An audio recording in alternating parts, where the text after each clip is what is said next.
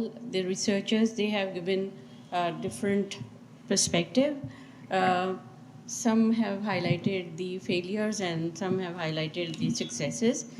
And one of the perception that has come out from your study, from your research, is actually the failures that United Nations, despite of all its work in the different fields, have not been successful in resolving the conflict.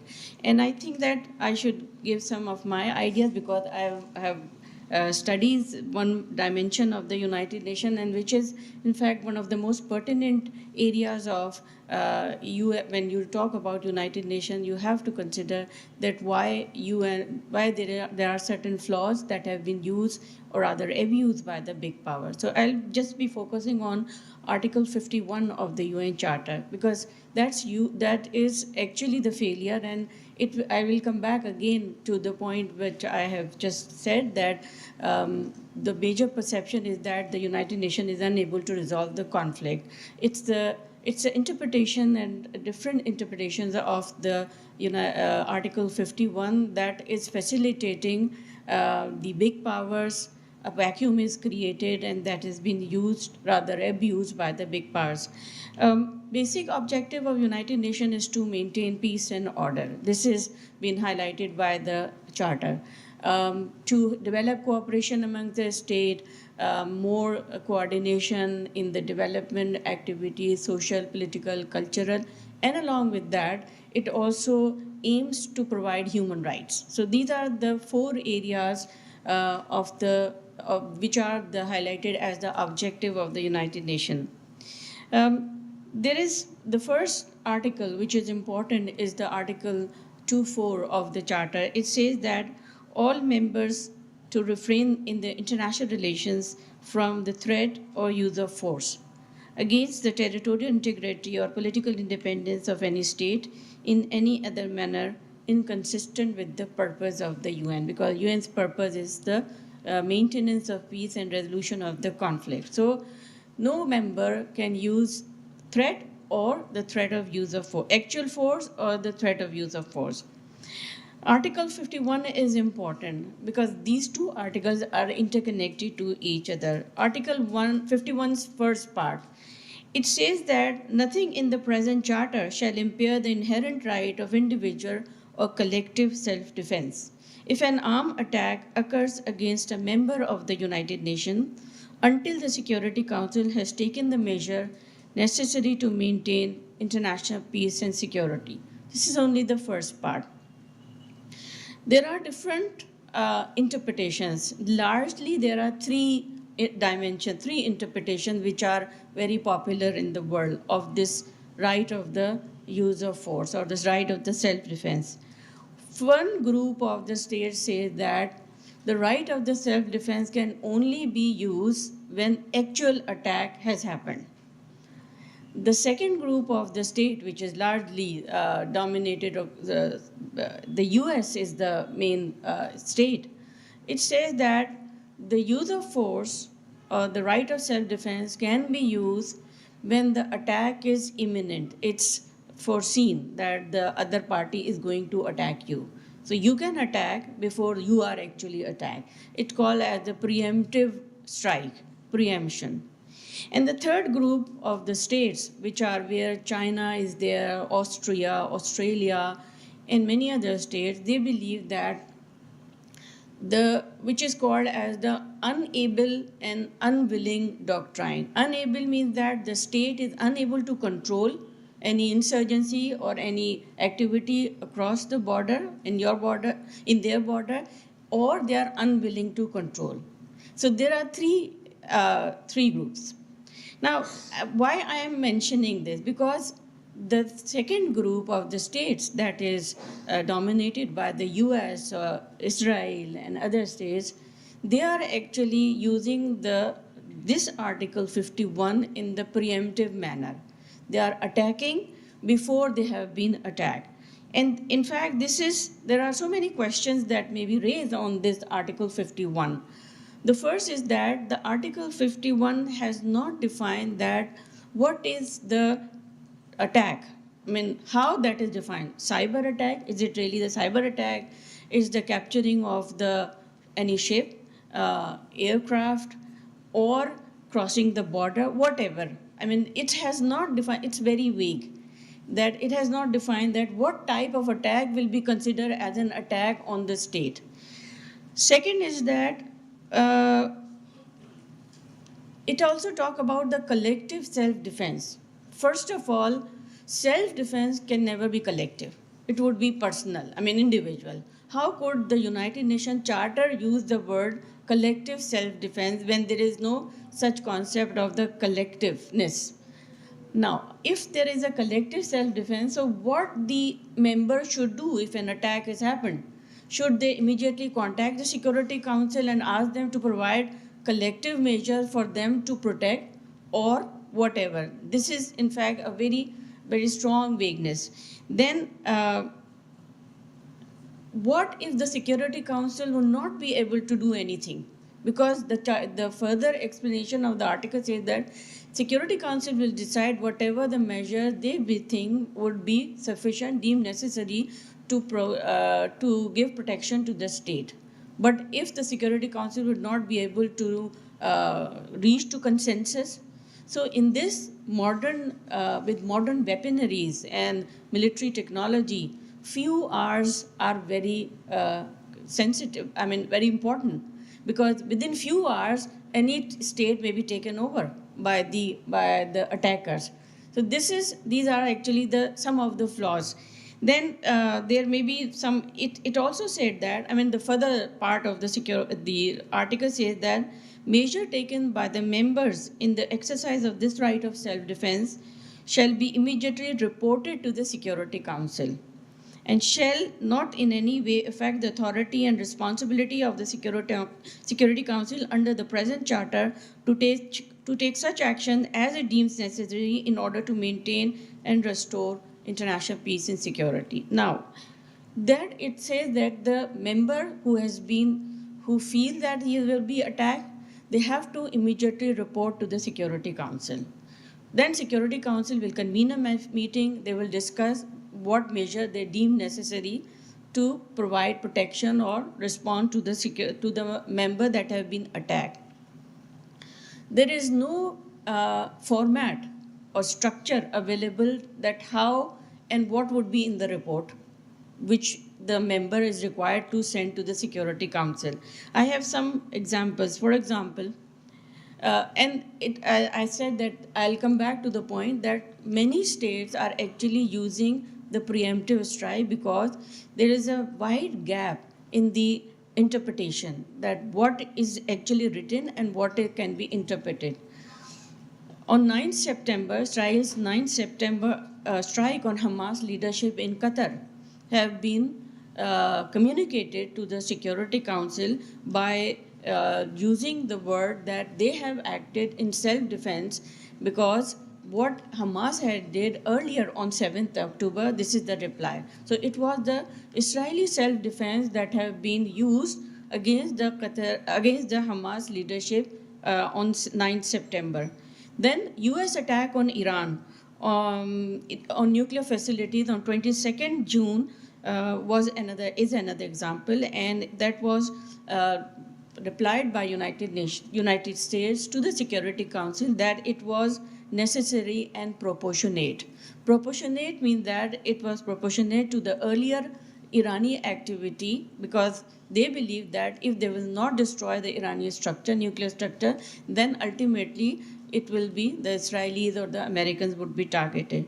Israeli attack on the Iran's nuclear facility on Iran on 13 June is yet another example, and that had again been reported to the Security Council, mentioning the right of the self-defense. Then there are some other examples, like between 2014 to 2016, a number of the member states, they have attacked on Syria, and it was on the invitation or whatever, the request of Iraq, and all the states that have used the force in Syria, they have mentioned or they have interpreted the right of the self-defense, the same Article 51, in a different manner. Then Russia also sent a letter to the United Nations Secretary General mentioning that they have also used the right of the self-defense against Ukraine. Then there is another good example that India, on its part, had never reported to the Security Council of its Operation Sindoor. Although number of the Indian official statements have mentioned this right of the self-defense and also the operation against the forces in the Lashkar-e-Taiba and Jaish-e-Mohammed in Pakistan, but it was not never reported to the Security Council. Then finally, the recent Pakistan's attack on Afghanistan have not also been mentioned to the security, not reported to the Security Council, although Pakistani Foreign Office and the ISPR have mentioned indirectly or directly that they have actually used the right of the self-defense, and again in the preemption manner. So we can see that in the three type of the interpretation have been used widely. And in one of the statement conference that have been convened by Mexico, they said that in the last 6 or 7 years, this right of self-defense have been used 78 times. It had been used 78 times with different interpretations. I think that when we are talking about the United Nations and its failure, UN's major objective was to maintain peace, resolve the conflict. But if there are different interpretations of the UN Charter itself, the states are using this flaw, this loophole in the structure, loophole in the charter have been widely abused by the states, and it may be corrected. I mean, by taking some advisory opinion from the International Court of Justice specifically on the Article 51, but it requires to be amended. Otherwise, it would continue to affect the United Nations system that have been created in the world. Future of the United Nations would continue to be very dark. Thank you very much, Madam.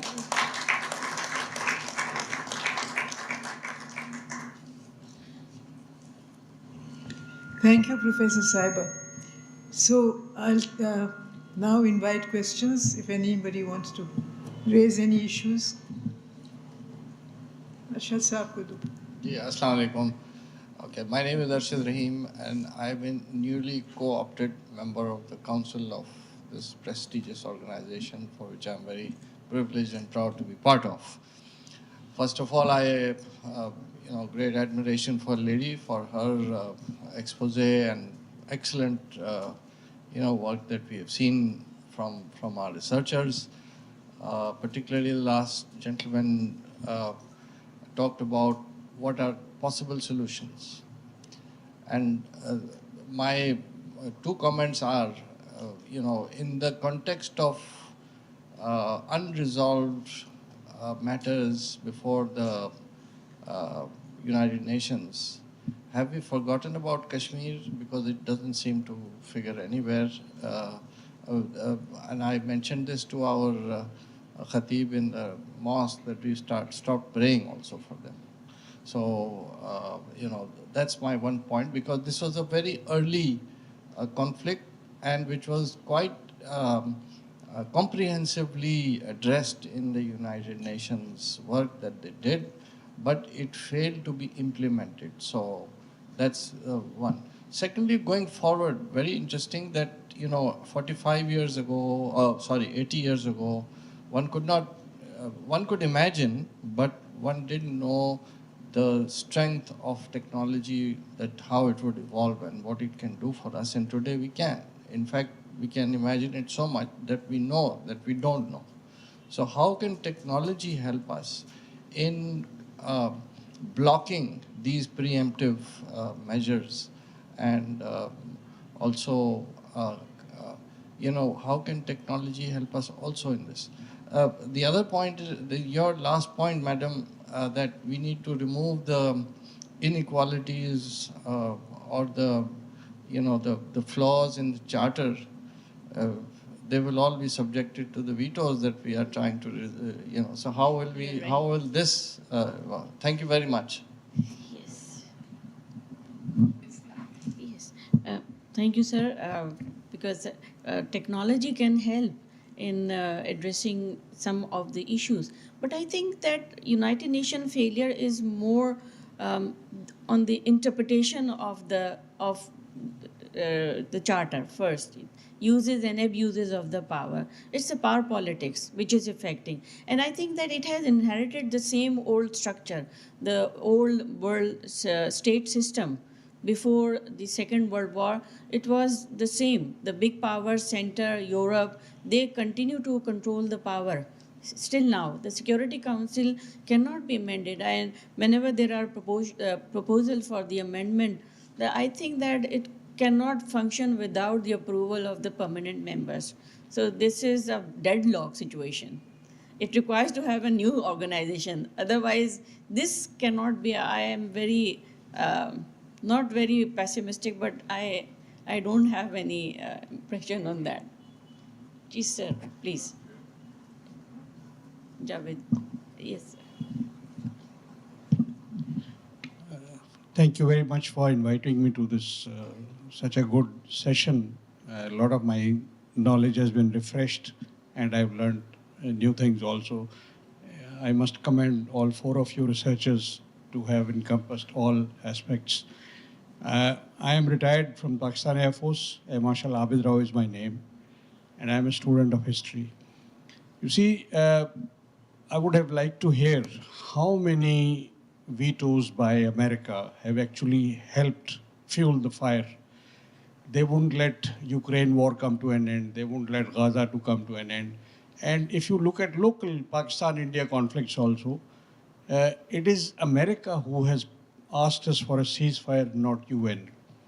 So role of UN probably can be divided into the military conflicts in which it has failed miserably, just because America is one country which wants to sell its weapons in the Middle East in billions of dollars per year and ask Israel to go to war with them. So it's an industry for America. So America would never like to have peace. As far as Kashmir is concerned, sir, you just asked a question.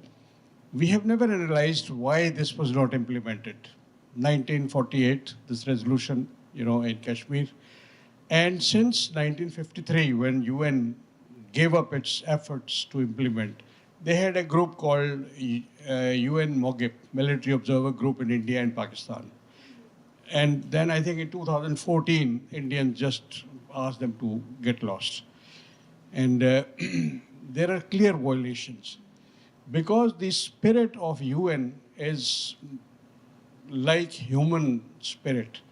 The powerful wants to exercise, the might is right, there is this jungle law. Why was Second World War started? Because Treaty of Versailles was so harsh on Germany that in reaction they attacked the whole world. And why did they do it in First World War? Again, it's a debatable issue.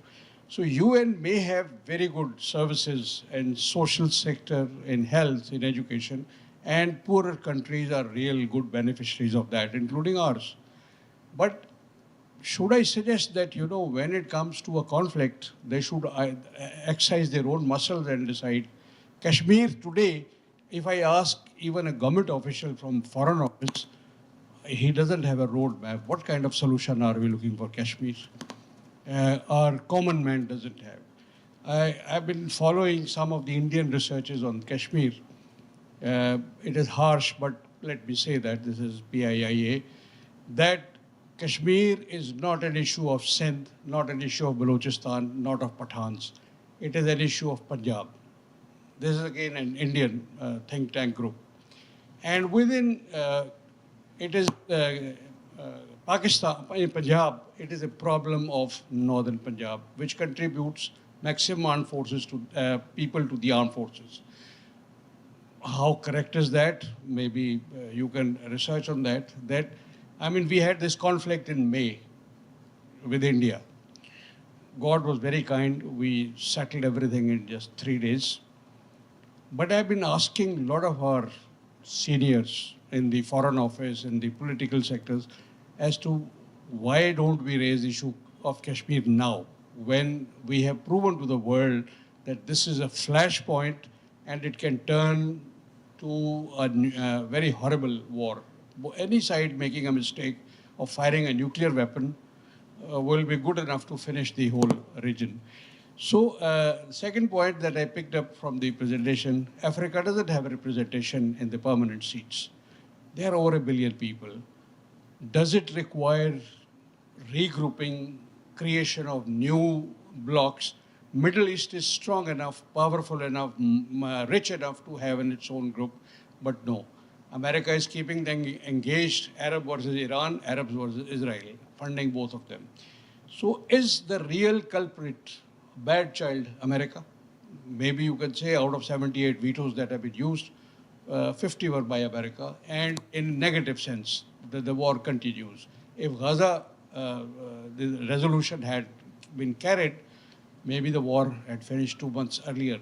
So the question is, it is America alone failing the UN, or the political body or construction, the structure of UN is such that one country can make it fail its manifesto, its agenda, its desire to avoid conflicts. So far, it hasn't.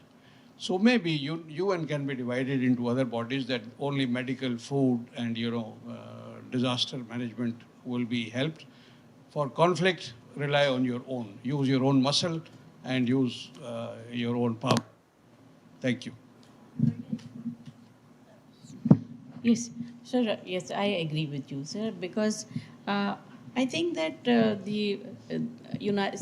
it's a single one, unipolar world, and America is trying to sustain its position and power, and that can be easily with the help of the United Nations system, because they have the veto power. Not only U.S. but its allies are also there, and I think that United Nations role would gradually be declining more, because we can see it in the present Gaza war that how many times, if we do a research, there may be 100 times more than 100 times the UN Secretary General has condemned the war in Gaza and Israeli atrocities, but nothing has happened because there is a deadlock always in the Security Council. So UN functioning is being blocked by the power center, that is US.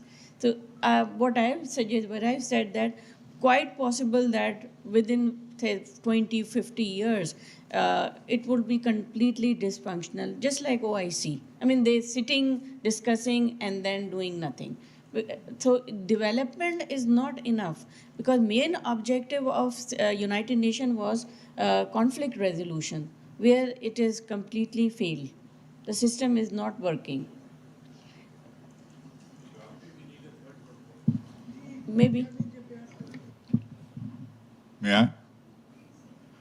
Thank you.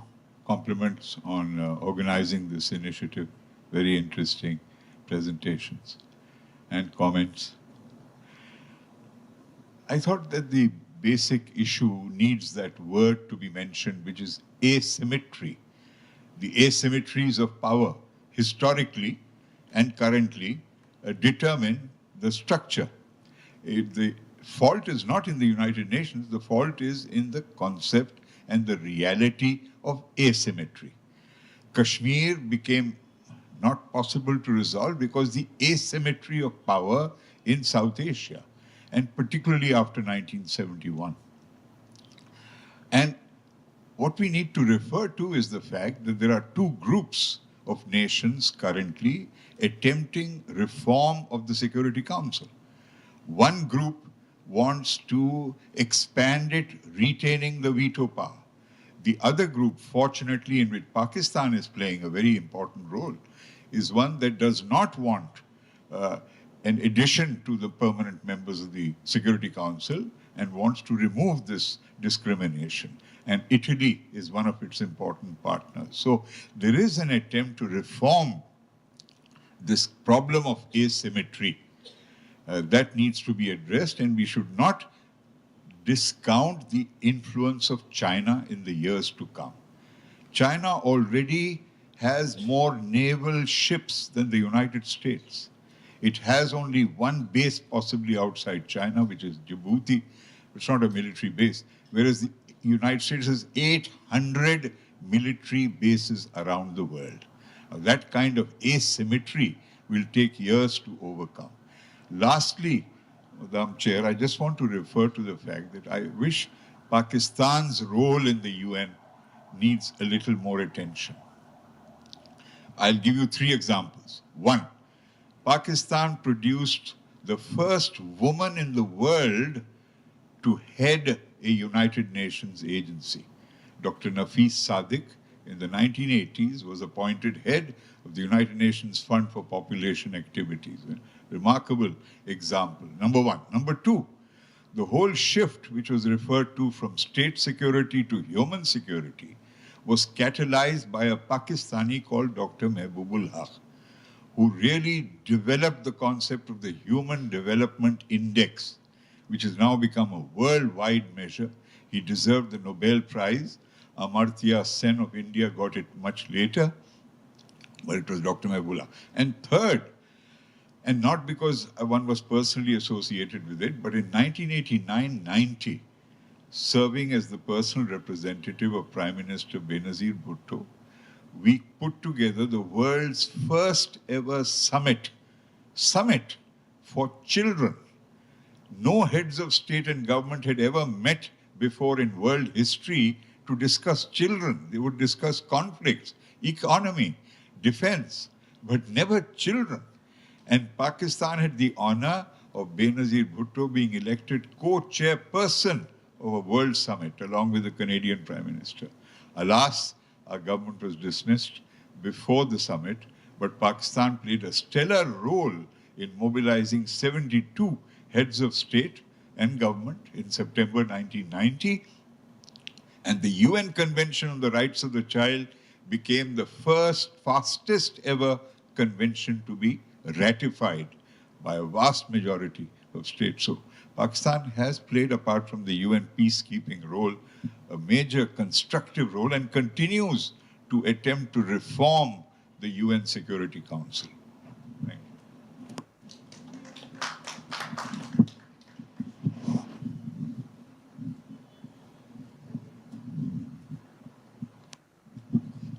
Thank you so much for such enlightening comments. I personally have a comment to make, and then I have a question from our esteemed professor. Sorry. So pertaining to your question about how data could be integrated, already UN is underway creating a data common center, and through the integration of electromagnetic warfare and integration of radar technology, a system could be built where any country who would be moving towards preemptive war or using any major armament or weaponry, they could be signaled. But then again, the question is कि इस तरीके का एक system बनाने के लिए, integrated system बनाने के लिए, countries would have to permit the integration of their defense system. But then again, the question comes to their sovereignty and their privacy. So would that be possible? So as I again mentioned in my address as well, that UN ki success is largely dependent on the willingness of nation states. So again, that is a thing. But then coming to our professor, you have really illuminated the flaws in the charter.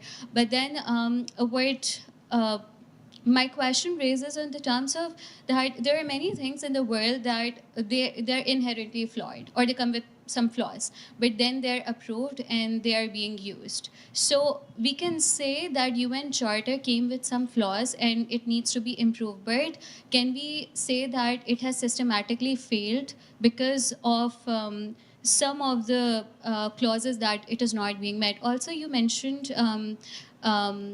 in your address that the goals of the UN Charter was not only peace, but also establishing order and human rights. So when it comes to establishing order and human rights, again, the interpretation could vary, but we have seen that UN has, and the agencies of United Nations have performed remarkably to establish order in terms of gender equality, education, development forces, and other areas. So what are your thoughts on that?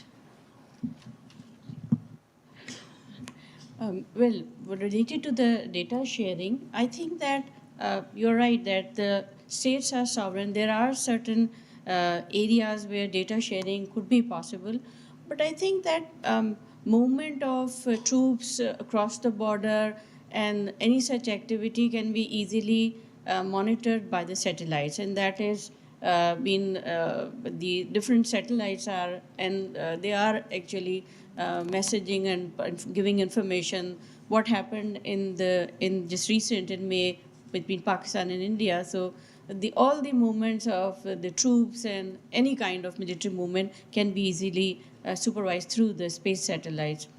Related to the question which you have asked, I think that when there were many expectations from the UN, because the United Nations was created immediately after the Second World War. So, and the background of failure of the League of Nations was already there. So the states, they wanted to create a system which is flawless, means there would not be any, it would not encourage conflict, rather it would control the conflict. But what ultimately happened, that United Nations system has completely collapsed because of these flaws. Yes, there are always some flaws in any system. Nothing can be created flawless, but the expectations from the UN were very high, and attempts have not been made to address those flaws. Rather, and it's because of the state interest. I think that big powers, they have their interest, and they are using these loopholes in the charter for their policies, political policies. So there is an unwillingness from the big powers, and obviously the Security Council, the veto system, it also requires to be restructured. As Dr. Javed Jabbar Sahab have mentioned, that there is China, power of China is there, Germany, and India is also trying to take a position in the Security Council. Why not from Africa? So, and again, if such proposal be circulated or be given, I think that it would again be blocked by the big powers, because they don't want to have any further changes. There is no sharing in their power, no sharing in the power. So sometimes I feel that United Nations would be like SARC. जो development, it will work only on development, human rights, etc., but no conflict resolution, no political matters, क्योंकि UN has not been able to address. देखिए, देखा जाए तो Bosnia की war से from that time, United Nations failures are constantly been adding. कोई उसने UN ने कोई conflict resolve नहीं की. Sir, please. No, but Shaista, can I ask a question? Can we really say, I mean, I know that in this discussion we are having today, apart from Maliha's presentation, the UN has got a bashing. But the point is that can we say that the UN has not, provided any succor, has not been able to bridge the gap between two conflicting countries, it has not brought peace in any way? Can we say that? Madam, okay, yes, sir, please. I'm only saying these are very small examples in terms of numbers, Madam Chair. But for example, in East Timor, they intervened and they ensured the independence of East Timor from a country hugely larger than East Timor, Indonesia. Very difficult for a country to give up territory. And they persuaded Indonesia to agree to a referendum, a plebiscite.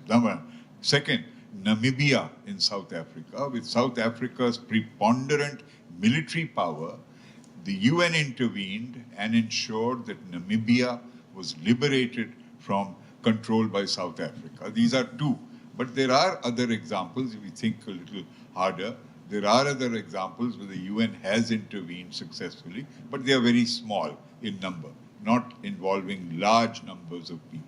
Means failures are more than the successes. I mean, if we collected the data, then we can say that 10 out of, 2 out of 20. This is the ratio actually, and it has been judged on the basis of the successes. कि भाई अगर आप बनाई जिस लिए है और वो काम नहीं कर पाए, तो फिर तो इसका मतलब है कि फेलियर ही है. It might be interesting to know why they succeed when they succeed. Like these two East cases, Timor. for example. It might be interesting to know why they and why they fail when they fail. That's my question. Actually, now. Yes, but it's very American interest, yes, Western interest in East Timor and in Namibia. तो उन्होंने block नहीं की resolution pass करने से. यहाँ पे देखिए, अगर if you look at the situation in Gaza ही तो सबसे बड़ा फेलियर नज़र आ रहा है. It's because most of the resolutions are block vetoed. वो पास ही नहीं होने देते. अगर if the resolution is pass then United Nation में कम इन एक्शन, तो वो एक्शन में आने ही नहीं देते. नाउ आप ये देखिए कि that how intelligently Americans are playing the cards. Now सारा ख़त्म हो गया. अब now they are making the government. I mean all the things, the objectives they have achieved. Now this the time to settle the issue. बिल्कुल यही they have done in Iraq. सब ख़त्म कर दिया and then they legitimate the government later on. तो United States wants to replace the United Nations. Sir कुछ जगहों पे तो यही कहा जाता है, it's the United States of organization, US organisation.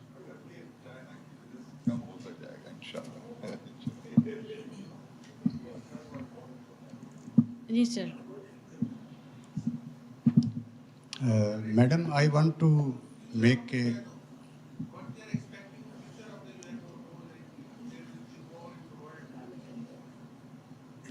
Yes, madam, I want to make a small note. As we know that the functions of the United Nations are running with the contributions of the member states, 193 member states, and all they paid to the UN as per their capacity. So I think it is not an independent body and they can't run as per their desire, the institution, because the monetary factor is very important. The big countries, big donors running the institute, simply. Sir, you are very right. And that the US is the main funder of the, it's a funding state. And मुझे भी एक चीज़ का like just click to my mind that why United States stopped the visa of some of the Palestinians. क्योंकि if that is an international organization, then everybody should be allowed to. तो US तो उस जगह पे भी they control over the visa. नहीं दिया Palestinians को, यासर अरफात को भी वीज़ा नहीं दिया था उन्होंने. So this is how they are actually controlling the organization. Sir the fail. I want to ask Madam, lot of things has happened in Gaza and other countries. So in future, what you are expecting from Security Council and United Nations roles in the future world? We are hopeless now. The top leadership of the United Nations because of the political diplomatic failures. Especially, I'm talking about Security Council has played a very hopeless role in the Gaza. And so in future, what you are looking United Nations role if this is going to be happen everywhere in the world? I think मैं तो जो what I said earlier कि it will gradually reduce the importance and जिसे कहते हैं dysfunctional होती चली जाएगी gradually. लेकिन अब जैसे there are some states, for example China is very much willing to activate the United Nations क्योंकि उसकी China is emerging as the मतलब bipolar world की तरफ जा रही है. तो हो सकता है कि that in the later phases यानी 20 साल 50 साल बाद the Chinese involvement would further increase. So it can, I think the functioning is very much dependent on the polarity of the world system. Since it's a unipolar world, so US continue to dominate control over the organization as well in all aspects. हाँ वो तो You made a great point about the economics of a UN, and I wanted to say the same thing. That other than the veto, the bigger problem is the economics. And well, no one can deny the bias of UN when it comes to US, but it's basic economics. It funds 22% of the UN funding comes from US alone, and 25% of it comes, 25% of the UN's peacekeeping forces funding comes from the US. So yeah, that's one point that I wanted to make. Thank you. Right. Oh, sure. Do you think India has a strong case for a permanent seat on the Security Council based on their population figures? India, do you think India has a strong case? Yes, India is Because they have been saying this. I mean, it is their objection that we are the most populated country in the world, and we haven't got any seat on the permanent seat on the Security Council. Do they have a case? On the basis of size, on the basis of population, I think it's a weak case. But talking in a more academic manner, मेरे ख्याल में है. लेकिन talking in as a Pakistani, no. In what manner? No, India should not be. Yes, this is in fact the most important. नहीं तो sir बात ये है कि क्यों आखिर membership population ज़्यादा है, militarily ज़्यादा है. मतलब what is the criteria for any member, any new member? We are the most populated country in the world. इससे क्या फर्क पड़ता है? No, somebody was talking about structural inequalities of the UN, no? So when you talk about structural inequalities, then you have to consider their case. I mean, I hate to say this, I'm a patriotic Pakistani, I agree with you, but you see.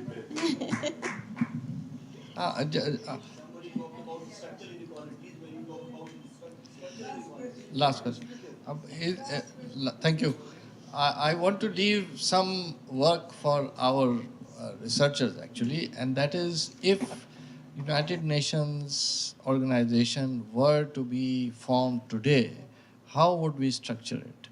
How would we empower it? How would we fund it? And then find ways of moving towards it over the next, let's say, 20 years or 10 years or whatever time it takes. And reduce these asymmetries and the power balance and all these kind of things. One structure, one thing that comes to my mind is decentralization. So that if the United Nations organization could have not only contribution in monetary terms, but in all organizational and operational terms divided in some way amongst the various member countries, or at least by some criteria member countries, this could be one way of reforming the organization and improving its effectiveness, if not increasing its effectiveness. My comment and something for the researchers to answer. I'm not looking for an answer. Thank you. Since you are not looking for an answer, we are not going to give you one. And I'm going to now wind up this very, very interesting session. I've learned a lot from my researchers also. I think they were brilliant. And of course, Dr. Saiba over here, she has always been brilliant. And thank you so much, Shaista, for presiding, really. You presided over this interactive session. I would just like to say that I mean, the UN has come for a bashing here, but I think the UN has done a lot of other work. You are right, not to prevent conflict, but in other directions. It has done work which has benefited the people of the world. And we should recognize that. The other thing I would like to say is that I believe that there will be a change with the growing importance of China. And very soon, it is predicted that China will become the most important economic power in the world. It will overtake the United States. They say by 2027 or something, it will overtake the United States. And I think that with China's various followers, because China has a lot of followers also, that should make a difference. And here I would like to pay a compliment to the diplomats of Pakistan. I would like to, don't heckle me. I would like to pay a compliment to the diplomats of Pakistan. Pakistan has had some brilliant diplomats, and they have played a very effective role within the United Nations system. They have been very effective, and their contribution has been acknowledged by everybody. People have turned to them to move resolutions, to stand up for issues, to stand up for poor countries, to stand up for developing countries. Pakistan has always done that. It has played a very important role with respect to the functioning of the United Nations, so we should acknowledge that. And in the end, I want to thank all of you for making this such an interesting session, especially Dr. Saiba over here. And tea is waiting for you on the ground floor. Thank you very much.